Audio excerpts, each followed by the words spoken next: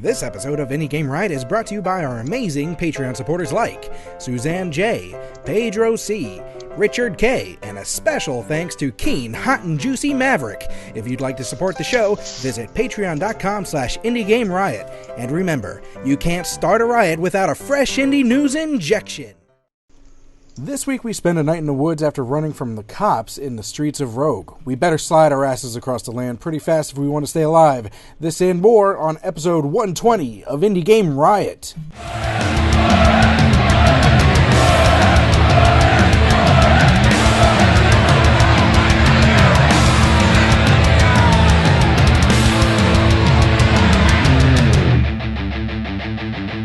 Indie Game Riot!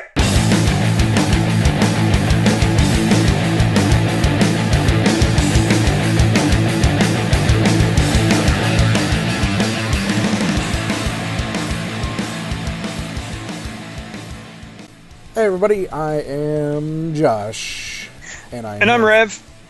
Rev, don't steal my limelight. I'm a diva, and you don't take away my attention. And Tech, who's unfortunately not here with us again this week. What's been going on with you, Rev? Work, some more work. Had a cigar. I have not, I am the worst fucking game journalist, critic, reviewer person in existence. I have not played a video game in weeks. Can't argue that. I'm playing tonight's Going Mobile game, and it's the first game that I have played in several Horizon weeks. Zero Dawn. I haven't had time. I get home Played it at last week. No, I was playing it up until last week. I have not even touched less than it. a few weeks. Okay, technically, whatever. Words have meanings, guys. Yeah, you're the one that's always arguing about semantics, so. No, you're absolutely right. Call me on that shit. No, I haven't played any games. I haven't had time. Part of that is I'm still adjusting to the new job, which is going really well. I really like it, and yeah. Well, that's about it. It's been pretty shitty here with all the snow. Oh yeah, you guys had a huge. Yeah, the day before thing going on. The day before it was like 70 degrees almost, and then all of a sudden, we got 17 inches of snow, and so that was a big pain in the ass. 70 degrees, then next week 17 inches of snow. But yeah, let's go ahead and defund the EPA. Anyway, it's been pretty shitty. My body's still sore from shoveling my car out for 2 hours. Why did it take you 2 hours? Well, because around here, first of all, this city is fucking stupid. Okay. The mayor, especially, and it's funny because as you're driving out of the town, I shouldn't even say city. It's a town. They call themselves a city. But as you're driving out, there is a clear line. You can tell as soon as you leave the area where the town is, the bureau is responsible for the roads, and the state is responsible for the roads. Because as you drive out, you're going along a state route, so there's a clear line. And because they suck at preparing for this stuff. They know way ahead of time, but they don't pre-salt. They don't, they wait until there's just tons of snow to get all this stuff going. Everything was canceled for like 2 days, and then an additional 2-hour delay for schools on the third day, and everyone gets plowed in, and they have really bad communication with where you park, because they put a snow emergency on a lot of the main roads so they can plow without cars being in the way. And then to do that, you have to park in the city lots that you usually would have to pay for. But then you go into city lots, and those don't get plowed, which is why it took me 2 hours. So it was covered with snow, and then it's not plowed or anything. So in order to even get out of the damn parking lot, I had to shovel not just my car out, but some of the freaking parking lot, just so I can get some momentum going. And even then, I was fishtailing, please don't pinball off any cars, So it was a big pain in the ass, and even now it's just the sidewalks are terrible, and it's so stupid. I don't know. Other than that, I've been kind of addicted to. We talked about this game a long time ago. I feel like it was in the 20s that we talked about it, maybe. RimWorld. Do you remember that game? I'm sorry, which one? You're breaking up on my side. RimWorld? RimWorld? Yeah. Yeah, no, I remember that one. I've been playing that game, and it's super addicting. It's also very challenging, but super addicting. So I've been losing hours to that. But it's been really busy. Especially, it's been hard to do anything productive, especially just because, kids are home, and one kid's always home, but with two of them, it's extra hard. So it's been kind of like I don't feel very productive this week. But I heard there's more snow coming. Yep. Which is at least one more storm. It's fucking stupid. Puxatani, aren't you from the state of the fucking ground rat that gets scared when it sees its testicles or whatever it is? They made a movie. They made a movie about it with Bill Murray. Yes, Groundhog. Yeah, that's from here, but it's stupid. I mean, it's stupid on multiple levels. That whole thing. I mean, because the thing is, first of all, besides the fact that it's just the whole idea is stupid, but even if you were to give credit to it, they bring all kinds of TVs and lights and everything like that early in the morning and freaking this animal out, not to mention that its shadows are all over the place, even if it was scared of its own shadow, because of TV lights. Oh, the shadow, that's what it was. Yeah, it's supposed to get scared of its own shadow. And it's just... And if it runs back in its hole, it always runs back in its hole. Always. Right. Because it's scared of the people, it's scared of all the lights, and its shadows everywhere anyway. The whole thing's stupid. But anyway. But, that little town, that is like where they make up their money for the whole year, so I guess good for them. You know what else is cool? I got nothing. Bad segues. Bad segues are cool. Indie News Injection. Are you bored with the same old games? Yeah. Why, then give yourself an Indie News Injection. Thanks, Indie Games.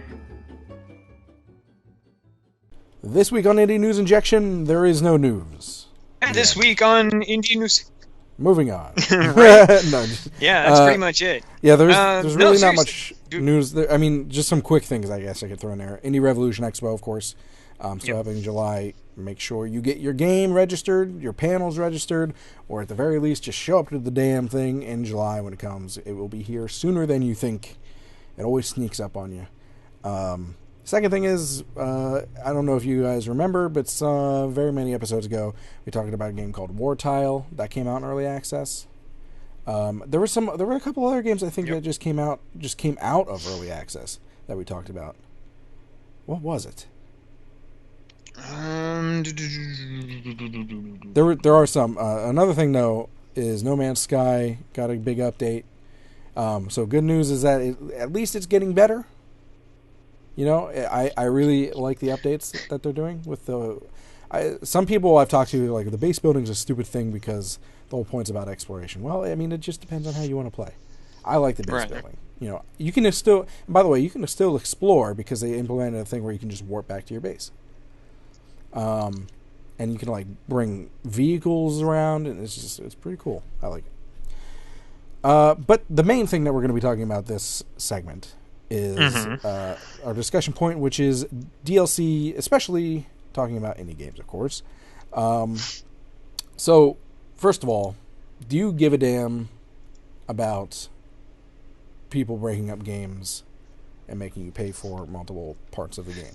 Yes, goddammit, motherfucker, yes. Okay, here's the deal. When you're talking about DLC, in my mind, I came from a generation in gaming in which we didn't get patches and updates, really. Back in my day, our games back in my no, it really box. It sounds that way, but it's true. Like actually, you bought your game, and that was the fucking game. Your Skype's really and like fucking up, they might eventually do a patch to fix some kind of stuff. It means you have to buy the game, and then you have to go onto their website and download the patch, and then run the patch, and hope to God it didn't break anything, because like that's just kind of the way it was. If you might get some content updates, maybe a couple of new skins or something. I do remember back for PCs, because there was no DLC or patches that you can get for like SNES or anything, obviously. Yeah. But for PC games, I remember some patches, and they always took for fucking ever because you're on dial-up. DSL if you were, a little bit later Super lucky. Yeah, and but those patches, you're right about the breaking thing, because of how rare the patches came through. If it broke, and I experienced that a couple times. I can't remember what game specifically, but you're just like, fuck. I think one was Soldier of Fortune. There's your Skype's really fucking up, by the way. I have never completed Baldur's Gate. Never completed it. I think I actually have it on Steam. Anyways, I have never. Yeah, I have it on GOG, but I've never completed it. Not for a lack of desire, but because like back when I had a bunch of time to devote to it, it broke my computer several times trying to patch and get things together. And now that I could get it running on modern architecture, I just don't have the time. But it's a great game. What bit of it I have played. Well, what do you think about the fact that they came out with that? I don't know if you would call it an expansion or DLC or whatever, but like last year, I think they did. For Baldur's Gate? Yeah. Don't know. I'd have to look into that. It hasn't crossed me. I forget how much they were charging for it, but it's like a completely different developer. Then I'm less giving a shit. It was, but like here's the thing. Fair enough, as they probably deserved. Here's a great example.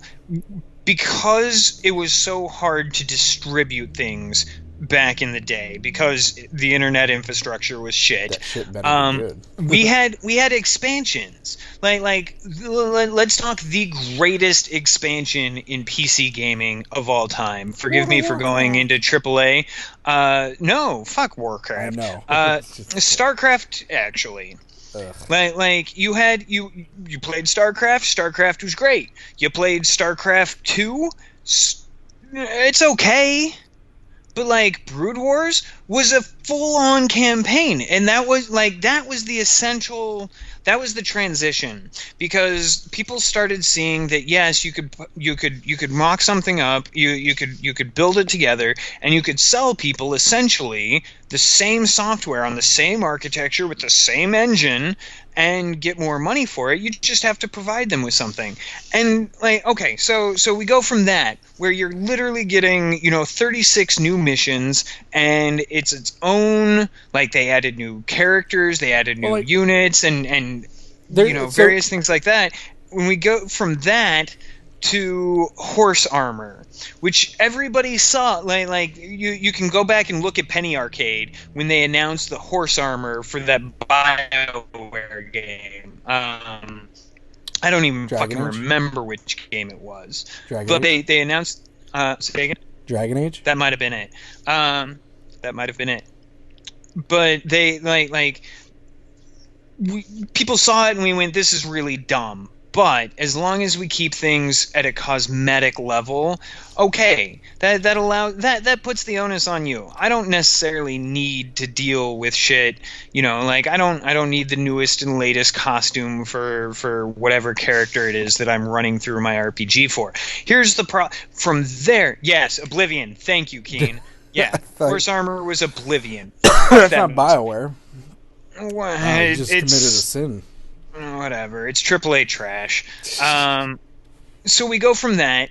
We go from DLC is gonna be that, and then let's stay sticking with AAA trash. And BioWare was what stuck in my mind because of this one. Then you have Mass Effect 3, and you have you have the single most important character and plot development in the entire series.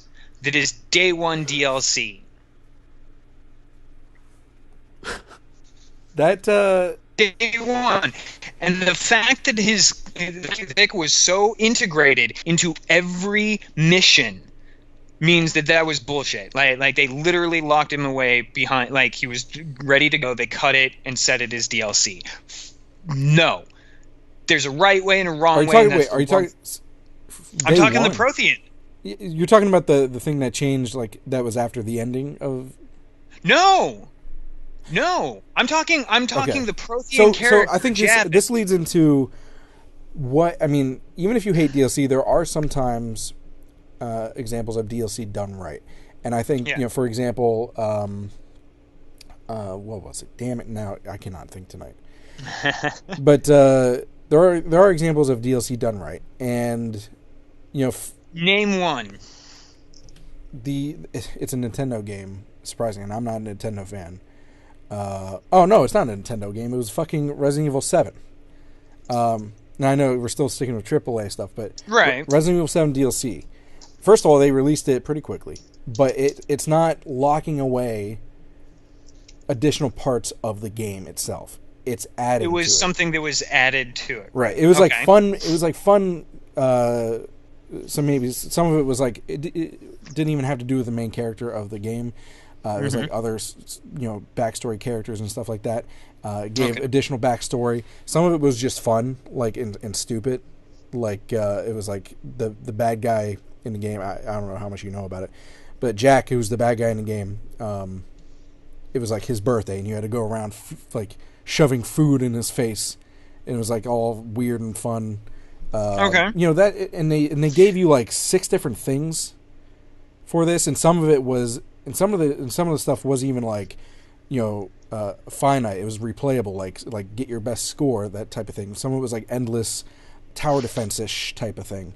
Was one of the things. So I mean, there's DLC done right, and I think it was like $20. And for people who like that sort of stuff, it's definitely worth it. And then people who don't like it, they're not missing out on anything. You know what I mean? Here's see, and even okay. So I'm gonna keep going with Mass Effect 3 because they have both done right and done wrong in the same instance. Non-day one DLC for Mass Effect 3, they had Leviathan.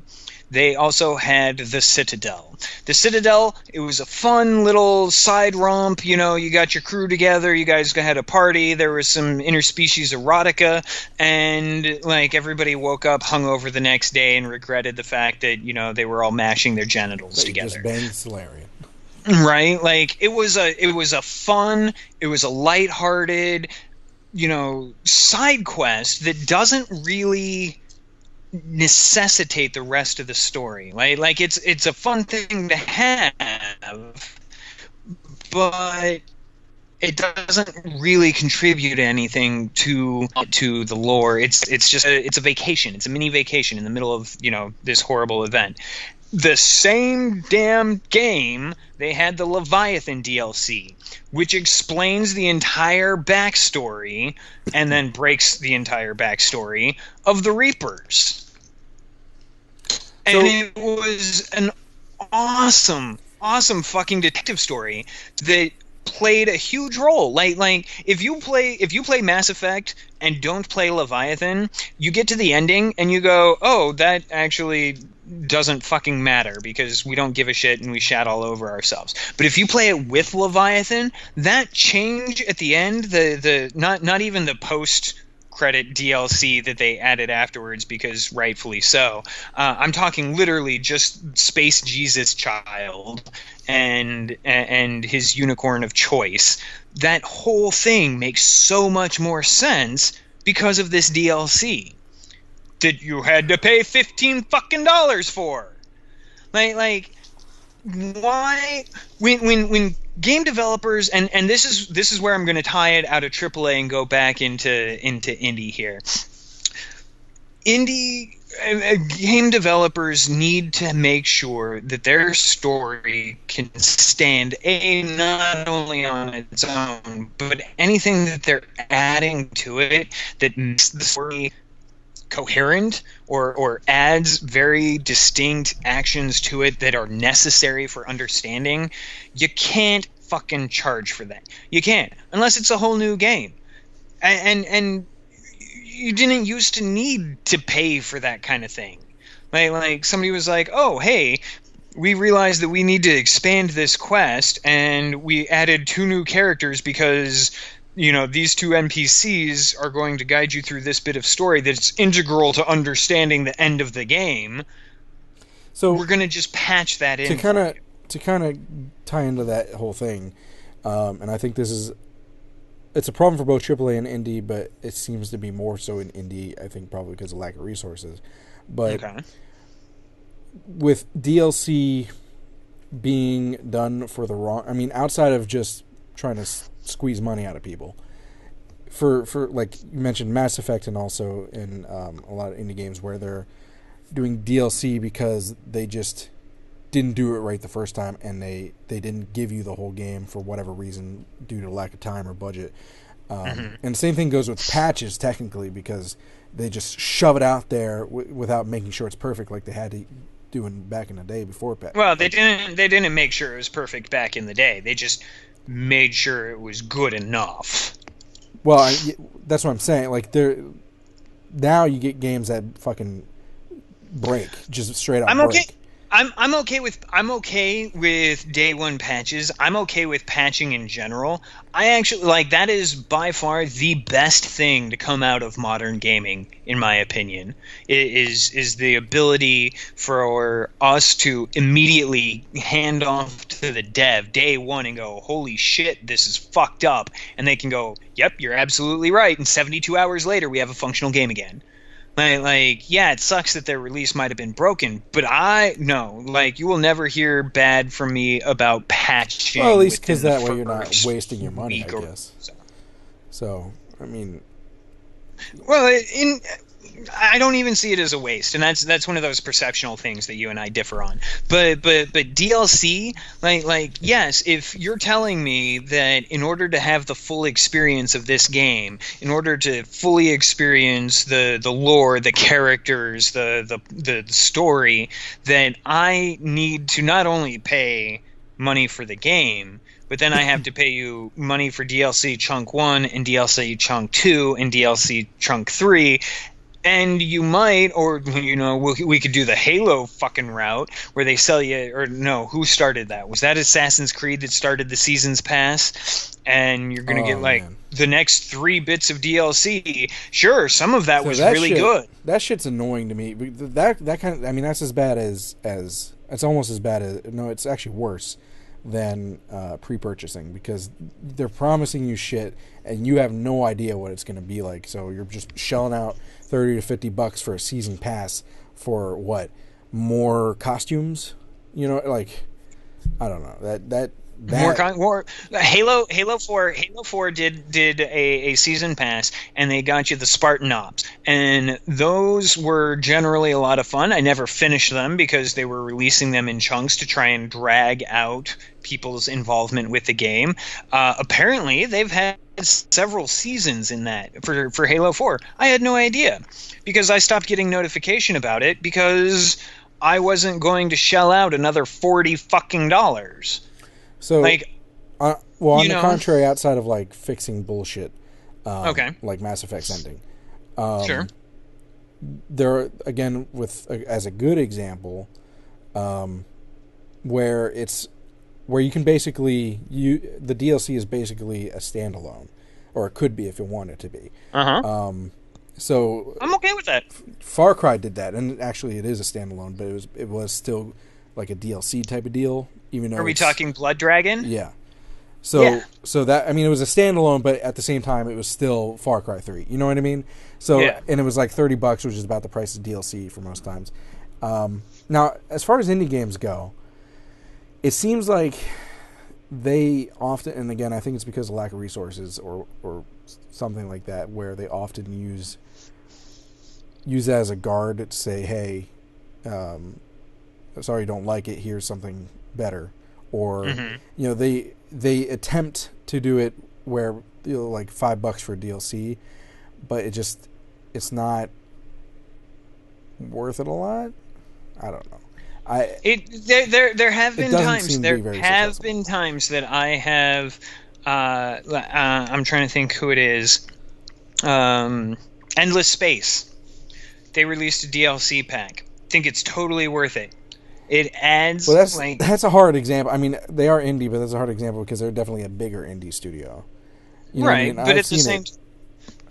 But at the same time, like, I don't know. I guess it comes down. It boils down to: is it integral to your game? Do you need it? In order to experience your game to the vision that you have? Do I need to have this? In that case, patch it the fuck in. Don't make me pay money for it. Right. If it adds to the game in a way that's not necessary but does add benefit to, sure, throw it on DLC. Let me be the judge on that. But don't lock away shit. Don't add important stuff in DLC because not everybody's going to have it. And then you're going to have a bunch of people that have paid, $20 for your game, and they're going to sit back and be like, "Oh, yeah, no, this was great, but yeah, like paintball mode in GoldenEye. That's a great example. Yeah, I'd unlock that. It adds nothing to the game. But it was unlocked. But it's fun." Yeah.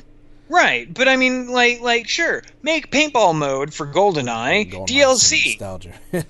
Right? If they had think of that as an indie game, because at the time it essentially was, in the modern age. Make paintball mode a DLC. Sure. Okay, here's one. Okay. And this might be a better example of it, but here's an example of an indie game who has DLC. Do you remember Guild of Dungeoneering? Yeah. They, not that long ago, came out with DLC called Ice Cream Headaches. And it adds additional missions and additional dungeon... well, the dungeons are procedural, but...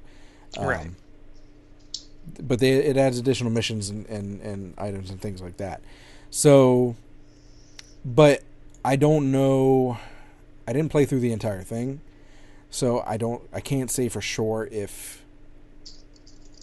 I don't know, because with games, you don't equal the amount of content or playtime or anything like that to how much money you pay. In most cases. But with DLC, it seems like you do. Yeah. Because I already bought the fucking game. So, in this case, I mean, it does add additional missions. Are they missions that I have to have in order to get the experience of the game? No, it's just in that case it's fine as DLC. If I have to pay more in order to experience your vision of the game, you're doing it wrong. So, real quick. I'll read the for Guild of Dungeoneering. I'll read the little blurb that they have for the game, and then I'll read the blurb for the DLC, because it kind of explains what you're gonna do in the game, right? So, for the base game, Guild of Dungeoneering is a turn-based dungeon crawler with a twist. Instead of controlling the hero, you build a dungeon around him using cards drawn from your guild decks. You lay down rooms, monsters, traps, and loot. And then for the DLC, there we go. So Ice Cream Headaches. It's time to send some chumps out to do your dirty work, namely fetch some ice cream. Things get a bit complicated when it turns out the ice cream monks are under siege from brainiacs intent on destroying all the ice cream. Okay. So what it seems like is just a clump of missions. With it's themed side questing. Okay. That's fine. That's totally okay. That is DLC done right. Right. How much does that cost? $5. Oh yeah, that's totally worth it. All right, so there's a good example of indie game DLC. I just wanted to get an example of in my perspective. Right. I'll keep looking if you have more to say. Well, no, I mean that's essentially the gist of it. If it adds something of value, that is not a requirement to get the full experience of the game, then yeah, it belongs in DLC. And I'll totally do that. Now, if you do 5 story missions that are side questy and you're charging me, half the price of the game, that might be a little bit more of a sell. Right. But I'm going to look at that harder, but I'm not going to be irritable about the fact that that you're selling DLC. But if in Guilds of Dungeoneering the whole thing was the ice cream land was this huge integral part, and you just kind of don't get it because they put it in DLC, then no, that would be wrong. That would be unethical, and that would irritate the fuck out of me. Okay.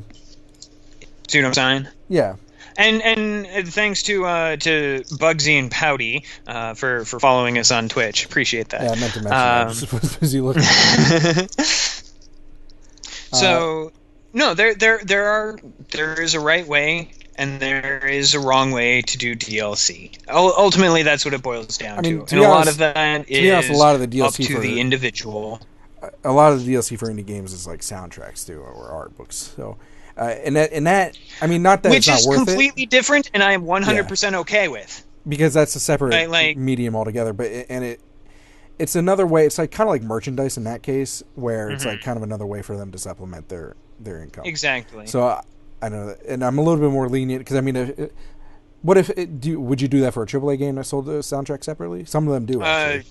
Yeah, I bought the Halo 2 soundtrack for why wouldn't I? Well, some people. That's another point in this is that people always give indie games shit. I mean, they give AAA games shit, but they always give indie games more because they always expect more for less from indie games as opposed to AAA. They expect to be squeezed for money from AAAs, whereas indie games are like, I'm just trying to make an extra buck here. I'm just one guy making this game. That's a really good. That's a really good way to DLC from the or the side stuff. Excuse me. From the perspective of the consumer, we've gotten you. It's Stockholm syndrome. That's what it is. It's Stockholm syndrome. We're used to EA and other of their ilk beating the shit out of us, abusing us in our wallets and in our love of games, but we don't generally see that in the indie sphere. And so maybe people hold indie games to a higher standard. I'm going to have to think on that one. I'm going to have to think on that one a lot. One more example before we move on. Sunless Sea has DLC. If you remember Sunless Sea. Yeah. So I'll read the blurb again. Base game. Lose your mind, eat your crew, die. Take the helm of your steamship and set sail for the unknown. Sunless Sea is a game of discovery, loneliness, and frequent death set in the award-winning Victorian Gothic universe of Fallen London. The DLC is called Submariner, with a Z. Submariner is the first expansion to Sunless Sea, the nautical roguelike packed with stories. All the powers of the Neath agree. There is nothing of consequence beneath the Z. They are lying. You've heard there are fortunes to be made by those brave enough or hungry enough to dare the deeps. So, in this case, it's kind of interesting. It's kind of the same thing with Guild of Dungeoneering, where it's like a themed expansion. In this case, though, with the genre, I mean, I guess it's kind of... No, because it's always the same missions for the other one. This case is procedurally generated with a lot of the stuff. And there are some of the same missions, but it's always played differently. So it's hard to say that there's a theme in the first one necessarily, and then for them to release a DLC that is supposed to be themed. Which again, I think that would work. And if I might not enjoy it, at least I have the option to avoid it. If I like the non-themed aspect of the base game, putting something that you're like, oh yeah, no, we're going to do a zombie themed segment. Like I don't give a shit about zombies. But this is kind of interesting, actually. They for price. So Sunless Sea in itself is $18.99. Okay, $20. If you buy the DLC by itself, it's $10.99. It better have half the content of the game. But here's the thing. You can bundle it together. You can get the base game and the DLC for $10.99. It's kind of weird. I think that's a marketing sell thing. This is kind of weird, though. You know what I mean? You can get the game and the DLC for $11. You can get the game for $20, or you can get the DLC for $10. Right. Yeah, that's got to be some kind of marketing sale thing. Anyway, I just wanted another example. Do you have anything else to say about DLC? I don't, but I'm gonna say I agree with Prep in his last point. Sorry, I'm not paying attention to the chat. I was like looking at a different screen. It's okay. I am. One of us is almost. No, I'm kidding. Yeah, it's just like you don't even go there. Prep makes a good point. Right, I wasn't like I started to, and then went, no, I can't. Yeah. Once character creation in an RPG goes behind a DLC paywall, gaming's done. Mm. Yeah. Anyways, well, so you know DLC, do it right or don't do it at all, motherfuckers. If you make shitty DLC, we're gonna start a riot.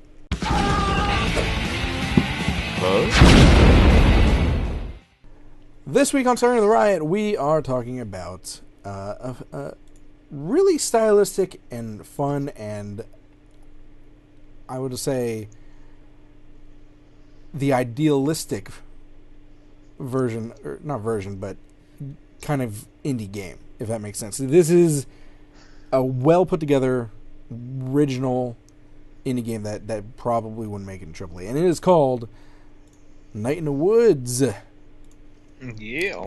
I forgot to change. Why did you... Hold on, I forgot to change. Go ahead and ask your question. I forgot to change shit on here. Okay, why would you say that you don't think that this one would make it in the AAA? Because AAA are closed-minded. Although nowadays with a lot of the publishing it does with indie games, it might, get it. But, sorry, I'm also like half distracted because I forgot to do stuff that was useful. Yeah. Your job. You forgot to do your job. I did. Yeah, this is not Diluvian from Arachnid Games. This is Night in the Woods by Finji. Currently on sale. It just released 21st of February, so just about a month ago. It is $19.99 in real money. And you can get it on Itch.io. Do they also have it on Steam? It's on Steam. Right. Okay, so it's on Steam and... Speaking about Itch.io, though, you can actually... They have like a separate... I guess you could call it a separate story on Itch.io that you can get for free. So if you want to try and kind of check it out, I think it's called Twilight or something like that? Longest Night? Longest Night. Is that what it's called? Maybe. Gather around the campfire and trace the constellations in Longest Night. But it's pretty cool. So anyway, I fixed it. Sorry about that. And so the main character is a cat named May Borowski is how I want to pronounce it. Okay. And you go back home, which is called Possum Springs. It's all very animal centered, and at first, when I first saw this game, I was like, oh, it's another one of these, like, I don't know how to explain it, but a lot of these, like, Itch.io games are like, I think animals are cute, so I'm going to make them all main characters, which is cool, but it always seems like it's kind of pandering to the same people that will look at cat pictures for 3 hours in a row. So the internet? Pretty much. But anyway, you get there and things start being kind of weird. You try and connect with like your friends and stuff like that you had left behind before. But then, things get weird and there's a kind of a mystery unraveling, and eventually you realize there's something really weird going on in the woods surrounding your town. Hence the name of the game. So it's kind of got a darker vibe to it, but it's not horror, and it's not like, I wouldn't call it like, it's not mature in the way of, you know what I mean, like a horror game. But it's definitely got some suspense and some darkness to it. But they call it an adventure game focused on exploration, story, and character. So I guess mostly it's an adventure game. In a vein, it's not quite point and click, but it kind of has those vibes to it that adventure. I can see that. I gotta say, I really like the art direction for this one. It's kind of cutesy without being cutesy. Okay. Like it has that. By the way, it's not made by Finji. Default. It's not. No, that's the name that's on itch.io. So it's the actual dev name, because I just realized, because I emailed them like a while back, and I was like, wait, that doesn't sound familiar. It's Infinite Fall. Infinite Fall. Yeah, okay. We are all out of sorts tonight. But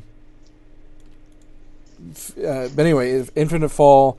Some information on them. First of all, this game was funded by Kickstarter, so congratulations on success. Alec Hello, I don't. What the fuck? Haloka. God, get some normal names up in here. Sure. Scott Benson and Bethany Hockenberry. So it's a team of 3. Very well done.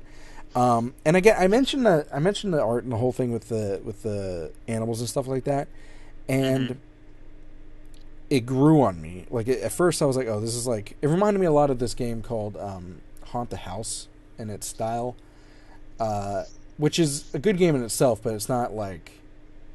It's a very casual and very. I don't. I hate to say it, but it's like a game that you would expect to find on itch.io. If that you know what I mean? It's not to say it's bad. It's just kind of like it's not. Like if you were to put Haunt the House on Steam, it would not get the same feedback, I don't think, because people expect different things on Steam. Right. So it kind of had that feel to it, but then it grew on me as I was looking, and once I started understanding the theme and the story behind it, and like how it was kind of dark, mysterious, and that sort of thing, it really feeds into that, the whole aesthetic of the game. Mm-hmm. I don't even know how to explain it, but like in just the scene that you're seeing now, besides the character models, the eyes are big and red, on the head, and it's cute but off-putting at the same time, like very subtly. And they did a really good job with like the setup of the scene. So like right now the camera is actually set up in like the cat's bedroom, living room, but you're looking into the kitchen where they're having a conversation, and it's kind of giving this. It's very well directed. The would you call it, cinematography? I don't know if that's what you'd call it for games. No, it gets the point across. I'm okay with that. And it's like it's dark in the living room, so it's like kind of like you're in the shadows and you're kind of like eavesdropping on this conversation. It just gives you this uneasiness, if that makes sense. Mm-hmm. It's hard to explain. Maybe if I was more intelligent, I don't know. Well, I do want to say like that I'm really impressed by this for somebody. For a group that has not made a project together before. I don't know if you checked out their Kickstarter. They were originally asking for $50,000. They reached that goal in 26 hours, and they ended up raising $209,375. Nice. Like that's a fantastically well done Kickstarter. This is really well animated, by the way. The smoothness of it, and I think that's another thing that separates it. Mm-hmm. And then I'm looking through the GIFs, and I just got reminded that they have like these little moments, like on their website, they have a GIF of like 2 people having a knife fight. Yeah, and it's in the context of the game. It's makes me uneasy for some reason, and it seems like so violent for what it looks like. You know what I mean? And it's not like there's bloodshed, but it's like, well, holy shit! Like they're like someone's getting fucking cut. It feels like there's a level of realism to it that's not being abstracted away. Right. I can see that. I know. This is a game that has, as I've followed it, it's really, really grown on me through various aspects, through its aesthetics and through its story and things like that. So I highly suggest it. Go buy it on Steam. Good job, Infinite Falls. Sorry for fucking up your Infinite game for a while. This has been we mentioned earlier in the show, this has been a week. So Windows, Mac, they're looking at bringing it out to PS4. It's also on Linux, and $20. All right, go get it. Well, you know, it's $20 would get you a couple of blowjobs, some places. Kind of cheap ass blowjob. Anyway, I get a frequent flyer discount at the Peep Show. Indie Game Riot does not condone prostitution. Please give all your attention to Early Access.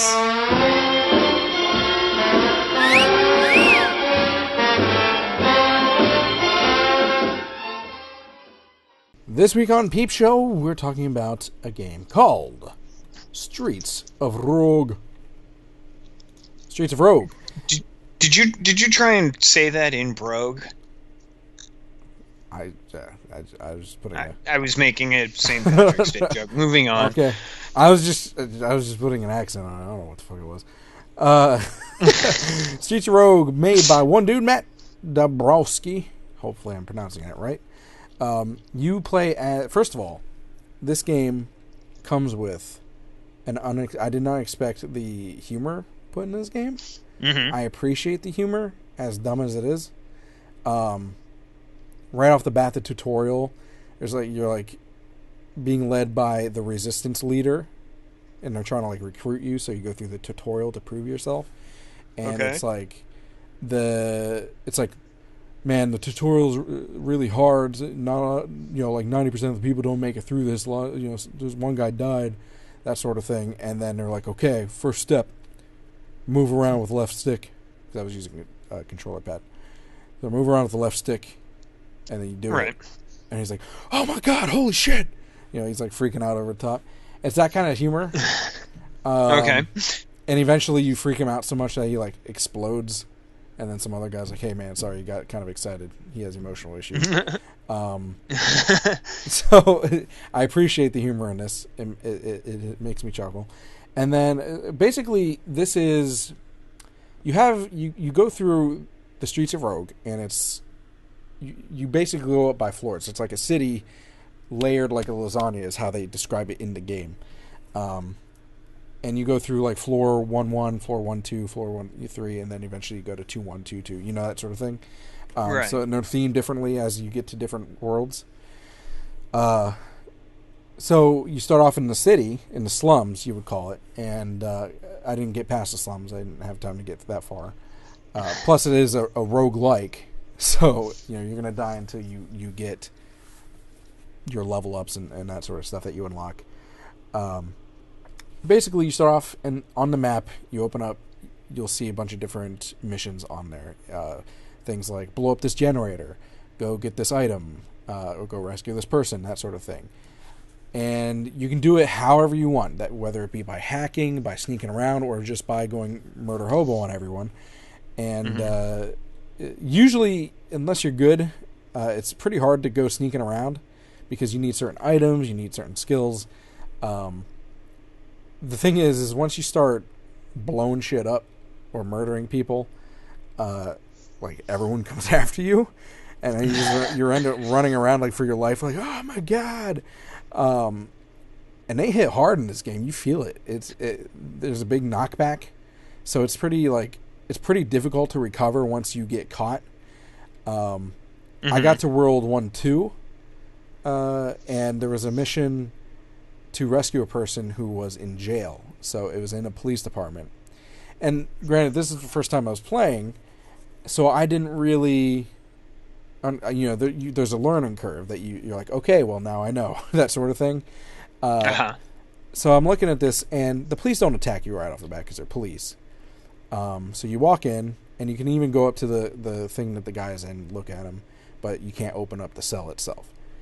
You can try and blow up a wall to get through. Is one example. You can get a lockpick, and you can also bribe the cops to look the other way.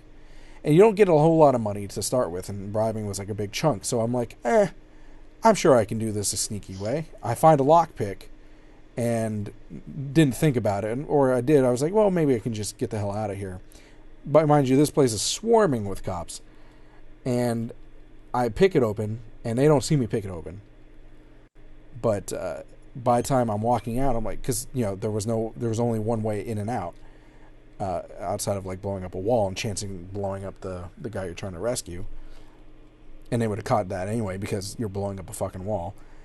Is through the front door. I was like, well, maybe they'll just I don't know, maybe if we're quick enough. Oh, Rev is gone. Sorry. Well, anyway, talking to you guys. Maybe they're just quick enough and I'll get out of here. That did not happen. And it just fucking 50 cops rained down upon me, beating the shit out of me the entire time. I ended up getting away, but I didn't have much health left. And ended up getting in a brawl with some drug lord or something like that, and did not go well. So that was my first playthrough of that. It was pretty rough. I'm going to try and get Rev back. Excuse me.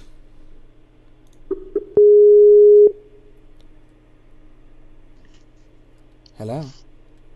Hello, sir. You there? You there? Yep. All right. Sorry about that. I finished my story, so now you'll never know.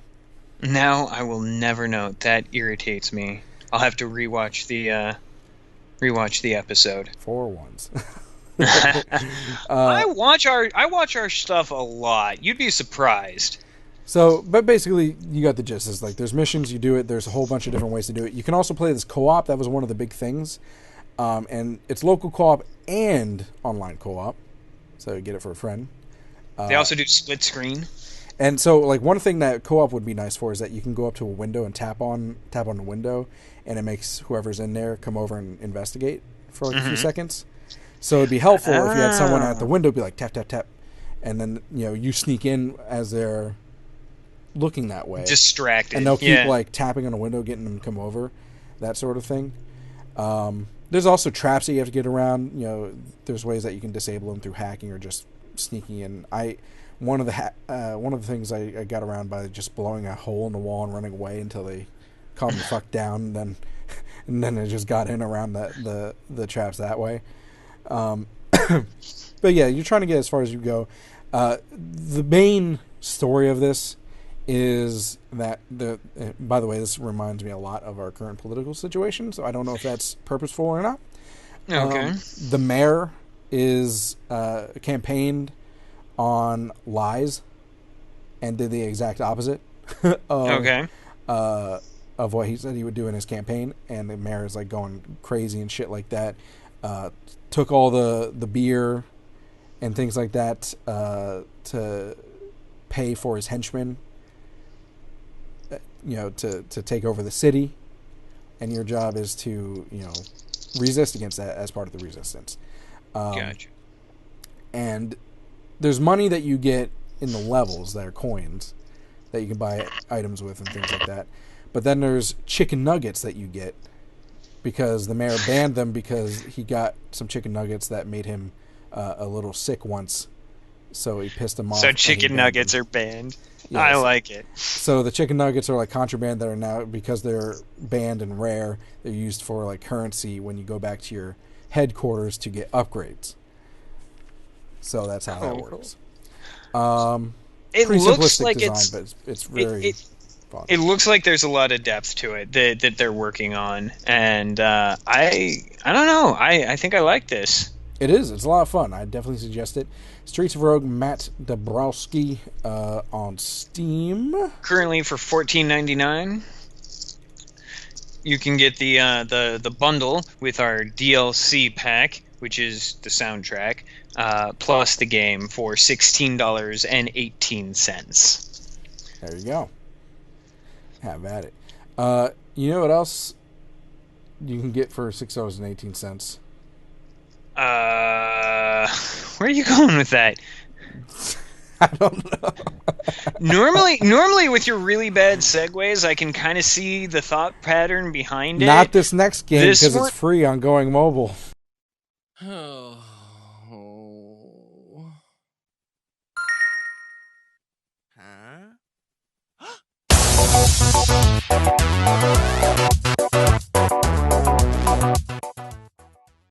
This week on Going Mobile, we have it's a cute game. It is a cute game. It's called Landsliders. So it's pretty simplistic, to be honest. I guess you could call it a puzzle game. Definitely. Okay, so here's the concept: is that you are a character. You can unlock various characters. That's how they make some of their money, is through microtransactions. If you're that kind of person that pays for that sort of stuff, which is weird to me. But anyway, you swipe your finger left and right, and it actually and up and down, and you're not actually moving the character. You're moving the land underneath the character. Is actually what's happening. Although there is an option, in case that's like confusing to you, how it's like opposite of which way you're moving, if that makes sense. You can change the option to move the character around with your finger instead. Right. Your job is to go around collecting things based on the character that you're playing as. It could be different things that right now you're seeing on the gameplay is, I think, maps. I think that is what that is. I can't really tell. Yeah. There's other things like fish, I think it was. There's flowers, that sort of stuff. Little collectible thingies. Rabbits, yeah. But anyway, you go around and collecting them, and there's little quests that you can do that you need to get a certain amount of them and that sort of stuff. You get coins and rewarded for that. But at the same time, you have to avoid falling off the map. You have to avoid running into things that will eat you, like bears. Avoid falling into water, or else you have to start all over again with that particular map. You can unlock other maps. Right now you're seeing the chubby bear run after this character. And then to progress through the map, there's also these buttons, as you see right there, that will either end the level or move you to the next level or raise you up to the different platform. On the main menu, there's a whole bunch of different buttons like that too. Like I said, there's a lot of where you can get new quests, new characters, new different things. You know how they make their money from the game because there's no ads. Actually, yes, there are. That's how you can. That's how you can watch. Yep. Yeah, you can watch videos, but I meant like. But it's completely optional, and I have to say, like that. All of that kind of stuff aside, I have to say I really kind of like their design. Like, this is by far one of the most unique integrations of menu and gameplay that I've run into, and I love the concept behind it. It seems rather simplistic, and that's kind of because it is, but it's challenging and endearing, and that's kind of weird. So one of the things it's kind of, when I was playing it, it's kind of like I want to go fast while I'm playing it. So I end up, it's hard. I don't get very far because I slide into things or slide off of things. But really, you got to be kind of patient because it is very slidey. It's very easy to fall into water, as you see. It's very slidey. You have to kind of be patient, a little bit twitch, like a quick twitch reaction type of thing in certain situations, especially when you're like getting towards the edge. I think it would be crazy, and maybe there is this mode, but I think it would be crazy if there was like a timed mode. I'd love to see someone who's like really that skilled would be at it. Nuts. Yeah, just go like all over the place, because I don't think I could get past the first level if it was like finish this in 5 seconds. You know, no way. But it'd be interesting. You get really good. I mean, knowing you especially with mobile games, I think you'd be like, fuck this, I'm gonna beat it, and then you know, like 2 days later of straight playing, you're like, I finally did it. I'm good at this game. Well, you're probably not wrong. I mean, I have only played about 30 seconds of it, and I already know that this is going to be one of those addicting type games for me. Not as an insult to them, but I'm probably going to be playing this a lot on the toilet. It is. I mean, it's kind of like not to promote another game, but it's kind of like Crossy Road in the sense that it doesn't take long to play because the deaths come quick. There's not a whole lot of like shit going on. You just either win or you don't, that sort of thing. So I can see it as a toilet game or a bus stop game. All right. Well, you know what else is in the toilet? Our credits roll. The end of the show, because the show's going down the drain. Yes, this is the end of the show. Just a quick reminder, we do have a Patreon, patreon.com/Indie Game Riot. Sacrificing one coffee a month, we really appreciate it. Thank you so much for that consideration. You can also contact us on Twitter at IGR Podcast or Facebook.com/IGR Podcast. And you can always email us, contact@IndieGameRiot.com. Oh, yeah. Oh, yeah. Any last words?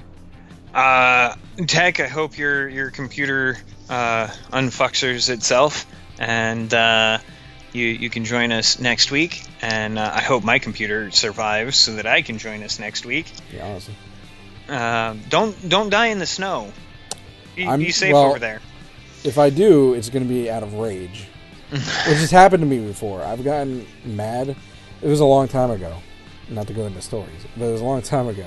Not long ago. It was like 2009. Okay. And there was a snow, and like the sidewalk, it had like melted, but then frozen over the sidewalks. Mm-hmm. And I was really pissed off because I didn't have a car, and I always had to take the bus, and I was really pissed off for some reason because of the scheduling of it. And I was just like, and then there was snow, and I was like running late, and so I had to like go fast, and I ended up like trying to get to the bus on time and falling on damn ice and busting my knee. So that's the kind of thing, like, I get mad and then the snow kills me. Otherwise, I'm alright. Well, for your family's sake and my sake, don't get dead. But you don't get dead. I don't plan on it. I plan on sleeping. Your face don't get dead. Fair play. All right, end of the show, man. Say your goodbye. See you later, folks. Have a good one. Toodles.